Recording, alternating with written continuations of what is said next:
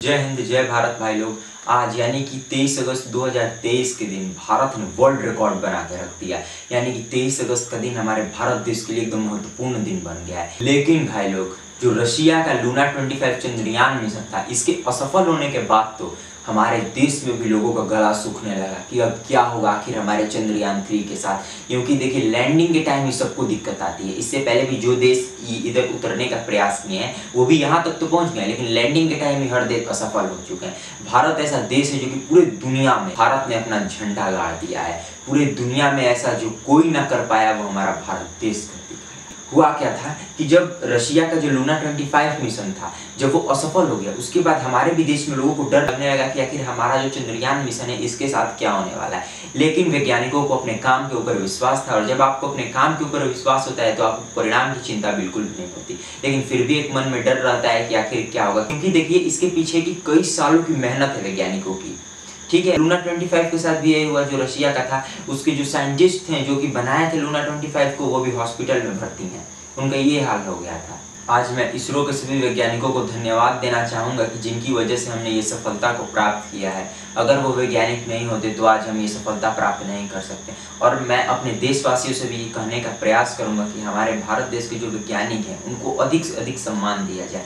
क्योंकि देखिए, हम लोग अपने भारत देश के वैज्ञानिक को उस तरीके से नहीं समझते हैं। अब जैसे कि देखिए, आपके पास दो ऑफर है, एक तो आपको नासा में जाना है, एक ऑफर है आपको कि आपको इसरो में जाना है। तो सबसे ज़्यादा जो लोग को अच्छा लगता है वो लगता है कि नासा में हम चले जाएंगे। उसमें क्या चीज़ है? सबसे बड़ा एक चीज़ है जिसके लिए लोग कहते हैं पैसा।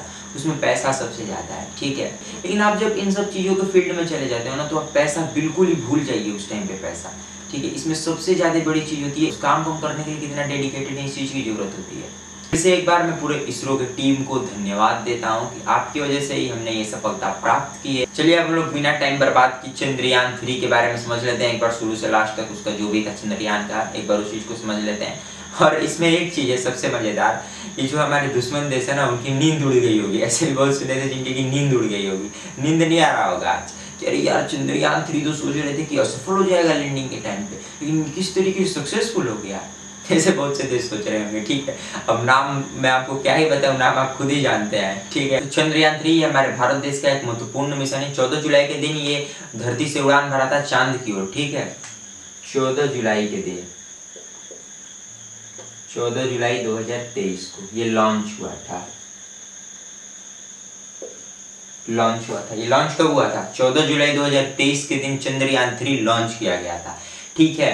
और 15 से 25 जुलाई तक ये जो धरती का पूरा ऑर्बिट है वो कंप्लीट कर लिया। ऑर्बिट मतलब समझते हैं, धरती की कक्षा के चारों तरफ घूम लिया अपना जो भी इसका ऑर्बिट करना था। ये देखिए अर्थ है इस तरीके से, इसके ऑर्बिट के चारों जैसे कि इस तरीके से कुछ इस तरीके से होता है ना। और फिर इसके बाद अब ऐसे चांद की ओर बढ़ गया, ठीक है। ये 25 जुलाई तक किया। कब? 25 जुलाई तक अर्थ का जो अपना ऑर्बिट में घूमना था ये अपना कंप्लीट कर लिया, ठीक है। उसके बाद वैज्ञानिकों ने तय किया कि 25 जुलाई के बाद वैज्ञानिकों ने क्या तय किया कि इसे अब इसका रास्ता बदला जाए और अब इसे चांद की तरफ भेजा जाए। देखिए यहाँ पे चांद है, मून। 5 अगस्त तक ये घूमते घूमते कहाँ आ गया? चांद के ऑर्बिट में आ गया। चांद के ऑर्बिट में चंद्रयान 3 कब आया था? 5 अगस्त तक क्या हुआ था? चांद के ऑर्बिट में एंटर कर दिया, ठीक है। अब देखिए इसके बाद यहाँ पे क्या हुआ, इसके बाद क्या हम लोग समझते हैं, ठीक। यहाँ से देखिए एंटर कर दिया। अब 16 अगस्त तक, यानी 5 के बाद 6 से 16 अगस्त तक, 6 से 16 अगस्त तक आखिर क्या हुआ? देखिए 6 से 16 अगस्त तक ये घूमते घूमते, अब जैसे देखिए यहाँ से अर्थ से क्या हुआ था, अर्थ से कैसे निकला था? यहाँ पे अर्थ है, सबसे पहले इस तरीके से निकला था, आगे बढ़ा आगे और एकदम ऐसे बढ़ गया चांद की तरफ। यहाँ पे आप देख रहे हैं ना, मैंने आपको समझाया। उसी तरीके से अब चांद का भी करेगा। जब चांद के ऑर्बिट में आ गया तो धीरे धीरे अब चांद के पास आएगा, ऐसे घूमते घूमते। देखिए ये मान लीजिए ये मून है और ये क्या है? ये चंद्रयान है। ये पहले दूरी पे इसके ऑर्बिट में, अब घूमते घूमते धीरे धीरे ऐसे आ गया, ये पास में आ गया, ठीक। उसी तरीके से ये भी हुआ। सबसे पहले इसके ऑर्बिट में आया। ऑर्बिट मतलब क्या? ऑर्बिट मतलब इसकी कक्षा में आया। अब जब इसकी कक्षा में आ गया तो ऐसे ये घूमने लगा, घूमते घूमते घूमते घूमते घूमते इसके पास आ गया चांद पे। ठीक है, घूमते घूमते क्या हुआ, ये चांद के पास आने लगा। तो 6 से 16 अगस्त तक कि इसका बस यही काम था कि घूमते घूमते घूमते घूमते ये चांद के एकदम करीब आ गया था। ठीक है, अब देखिए आप समझते हैं कि 17 अगस्त के दिन क्या हुआ। 17 अगस्त के दिन तो लैंडिंग मॉड्यूल उसके प्रोपल्सन मॉड्यूल से अलग हो गया। लैंडिंग मॉड्यूल समझते हैं, जो चांद की धरती पे जाकर लैंड करेगा वही उसका लैंडिंग मॉड्यूल होता है। और जो प्रोपल्सन मॉड्यूल होता है इसका काम होता है बस धरती से लेके जाना चंद्रयान को और चांद के ऑर्बिट तक छोड़ देना। उसके बाद क्या करेगा, जो उसका प्रोपल्सन मॉड्यूल होता है वो चांद के ऑर्बिट में ही घूमता रहता है, और जो उसका लैंडिंग मॉड्यूल होता है यानी कि उसका जो लैंडर होता है वो नीचे जाता है। ठीक है, तो देखिए इस पे मैंने टोटल डिटेल में एक वीडियो बना रखा है एकदम अच्छे तरीके से। 17 अगस्त के बाद ही मैंने इस वीडियो को बनाया था।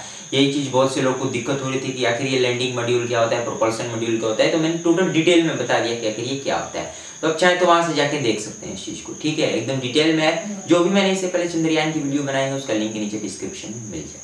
अब देखिए कि 23 अगस्त के दिन आखिर क्या हुआ। उस चंद्रयान में जो लैंडर था जो कि प्रोपल्सन मॉड्यूल से अलग हुआ था, और उसे क्या करना था कि धीरे धीरे अब चांद की सतह पे उतारना था लैंडिंग मॉड्यूल को। ठीक है, उसको धीरे धीरे उतारना था, और जब वो चांद की सतह पे जो लैंडर है वो लैंड कर देगा तो उसी में से रोवर निकलेगा और चांद की धरती पे इधर उधर विचरण कर सकेगा, यानी कि इधर उधर चल सकेगा चांद की धरती पे। ठीक है, अब देखिए आखिर ये रोवर क्या होता है, तो रोवर एक 6 पहियों वाला वाहन होता है, यानी कि जैसे गाड़ी नहीं समझते हैं उसी तरीके से छोटा सा एक रोबोटिक गाड़ी है वो। ठीक है, वो अपने आप को कंट्रोल होता है, एक प्रकार का वो एक रोबोट है, लेकिन वो छोटा होता है, उसको आप गाड़ी भी मान सकते हैं। और उसमें 6 चक्के होते हैं। रोवर में कितने पहिए होते हैं, रोवर में 6 पहिए होते हैं। ठीक है, तो क्या करना था, रोवर को 23 अगस्त के दिन लैंडर से बाहर निकल के चांद की धरती पे उधर उधर मूव करना था। ठीक है, अब देखिए जो चंद्रयान 3 मिशन था, इस मिशन का उद्देश्य क्या था, आखिर जो उसका मेन उद्देश्य था वो आखिर क्या था, इसका आखिर पर्पस क्या था चंद्रयान 3 का।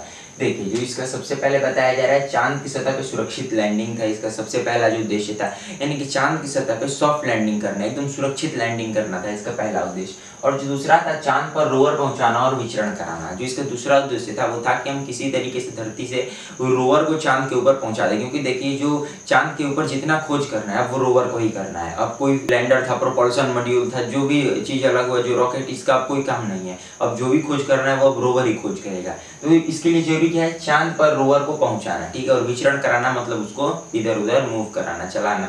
ठीक है, इन सीटू वैज्ञानिक प्रयोगों का संचालन करना।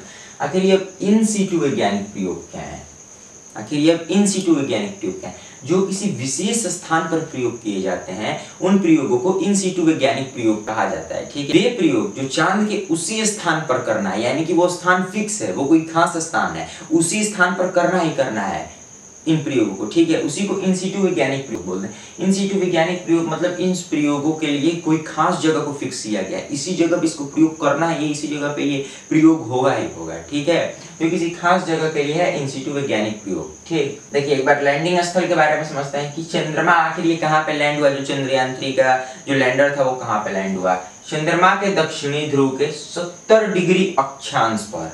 कहाँ पे लैंड हुआ, चंद्रमा के दक्षिणी ध्रुव के 70 डिग्री अक्षांश पर इसको लैंड कराया गया, वही उसका लैंडिंग स्थल था। ठीक है, लैंडिंग स्थल मतलब वो प्लेस जहाँ पे लैंडर को लैंड कराया गया। ठीक है भाई लोग, देखिए चंद्रयान 3 हमारे लिए कोई छोटी बात नहीं है, हमारे देश के लिए एक बहुत बड़ी सफलता है, और हमारा देश अब आगे इसी तरीके से बढ़ता रहेगा। लगातार हम प्रयोग करते जा रहे हैं, जल्दी सूर्य मिशन भी लॉन्च करेंगे, शुक्र मिशन, मतलब लगातार हम लोग मिशन को लॉन्च करते ही रहेंगे। अब इसरो गगनयान बनाने की भी तैयारी कर रहा है, तो अब कहीं से भी हम लोग भी कम नहीं है। अब मिलेंगे नेक्स्ट वीडियो में, आज के लिए इतना ही। जय हिंद, जय भारत।